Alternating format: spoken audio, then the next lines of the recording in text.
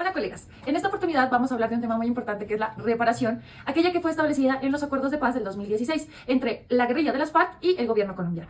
Recordemos que constitucionalmente el artículo 22 establece que la paz es un derecho y un deber de obligatorio cumplimiento. He visto que lo que en un principio estaba escrito en un documento, luego de 5 años de negociaciones entre el gobierno y las FARC, hoy son garantías de un nuevo comienzo.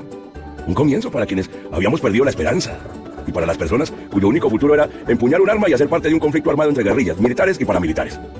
Hoy, todos podemos hacer parte del ejercicio de esclarecimiento de la verdad y reparar a las personas más afectadas por el conflicto armado. Bueno. La reparación es un pilar fundamental en los procesos de paz establecidos entre el gobierno nacional y las extintas guerrillas de la FARC, ya que, mediante este mecanismo, se están estableciendo pautas para tener una paz duradera y estable en el país. Esa reparación no solo contempla, tal vez, retribuciones materiales a las personas, a las víctimas, sino que comprenden muchos otros factores, más simbólicos, como orientación psicosocial, reconocimiento de derechos y acompañamiento a todas estas personas que fueron víctimas del conflicto.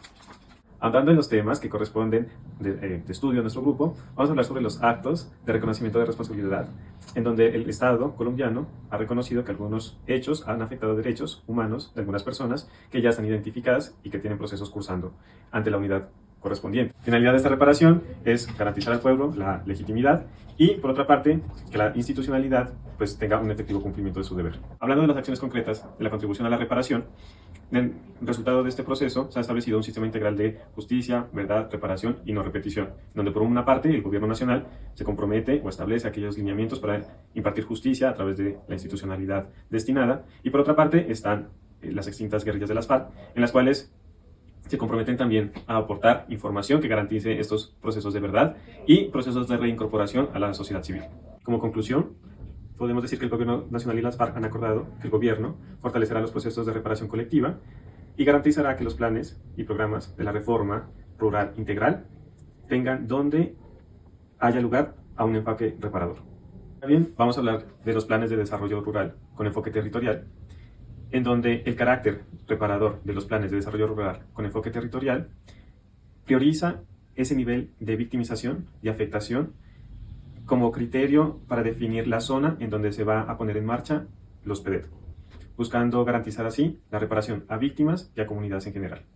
Trata de entender la justicia no como un castigo a los malos, sino como una oportunidad para reconstruir la verdadera historia del conflicto y, más aún, para reparar a las víctimas. Lo que está en juego aquí es un cambio de paradigma. Es la diferencia entre un modelo de justicia punitivo, algo peligrosamente cercano a la venganza, y otro que busca la reparación de las víctimas y la reconciliación del país. Ahora, reconstruir la historia es un asunto de tremenda importancia. Implica tener la información completa para saber qué fue lo que pasó, quiénes han sido responsables de esta violencia y para aprender y enmendar los errores que cometimos. Y esto, para un país que nunca se ha podido contar su propia historia, una historia llena de versiones contradictorias, rumores y secretos, es una de las claves para poder avanzar. Entonces, ¿cómo vamos a reconstruir la historia del conflicto? El acuerdo de paz en este punto es realmente estratégico. Y recordemos que se trata de una negociación. Ya observamos el tema de reparación. Hay que tener en cuenta que también estamos envueltos en una reparación colectiva, toda vez que en esos municipios en los cuales no son PEDET, se debe también fomentar esta reparación colectiva con el fin de mejorar las condiciones sociales y obviamente que exista una reparación a todas aquellas víctimas que han sido a lo largo de los años. Estas tienen unas características y no netamente son sinónimo de una reparación en temas económicos.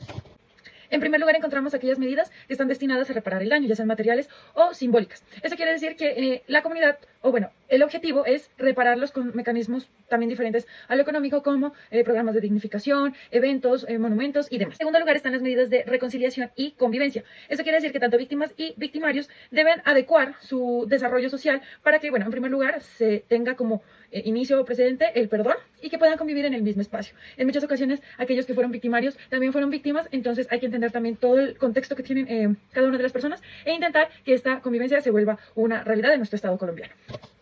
En tercer lugar está la articulación, que toda la reparación colectiva debe articular también con todos aquellos PEDET para que se pueda fomentar las reparaciones. Asimismo, se debe establecer un plan de acción para poder realizar la reparación colectiva. Esto quiere decir, primero, un diagnóstico del daño. Segundo, identificar cuáles van a ser la reparación simbólica y material. Y en tercer lugar, un cronograma en el cual se vaya, o que se dirija, mejor dicho, a el cumplimiento de estas acciones.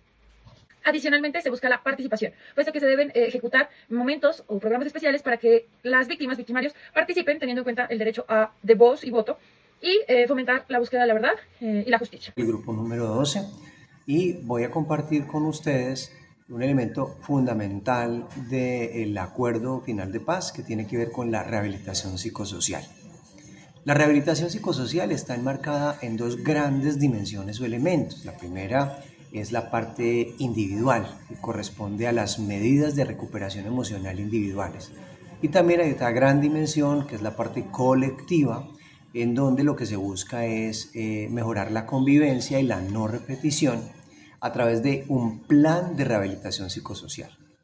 En la primera dimensión, hablemos de las medidas de recuperación emocional individual, pues indiquemos que el objetivo fundamental es aliviar y contribuir a disminuir el sufrimiento de las víctimas del conflicto. Para ello, entonces, el compromiso de quien gobierne es poder disponer de los recursos para aumentar la cobertura y mejorar la calidad en la atención psicosocial con centros de atención